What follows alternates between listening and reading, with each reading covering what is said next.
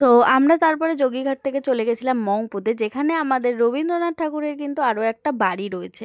আমি কিন্তু দার্জিলিংয়ে যে ওনার একটা বাড়ি রয়েছে সেটা জানতামই না। তো হঠাৎ করে গিয়ে দেখলাম যে এত সুন্দর একটা বাড়ি রয়েছে, আর যেটার ভেতরের কিন্তু কিছু আমি তোমাদেরকে দেখাতে পারবো না, সেখানে ফোন অ্যালাউ ছিল না, মানে ক্যামেরা অ্যালাউ ছিল না। কিন্তু বাইরের বেশ সুন্দর সুন্দর জায়গা ছিল, আর বাইরে না খুব সুন্দর রবীন্দ্রসঙ্গীতও গান হচ্ছিল, যেটা তোমাদের যেই ক্লিপটা লাস্ট ক্লিপটা আমি তোমাদের শোনাবো। আর এরকম সুন্দর বাড়িটা ছিল, আর ভেতরে না পুরো কাঠের ডেকোরেশন করা ছিল, ওনার খাট আরও অনেক সুন্দর সুন্দর জিনিস। বেশ ভালো লাগলো আমার দেখে, আর বেশ শান্তশিষ্ট পরিবেশটা। তো তোমরা যারা যারা দার্জিলিং ঘুরতে যাবে এই জায়গাটা তোমরা ভিজিট করতে পারো, আবার নাও করতে পারো। তো চলো গানটা শুনে নেওয়া যাক। তোমায় হৃদমাচারে রাখব, ছেড়ে দেব না, তোমায় হৃদমাচারে রাখব, ছেড়ে দেব না।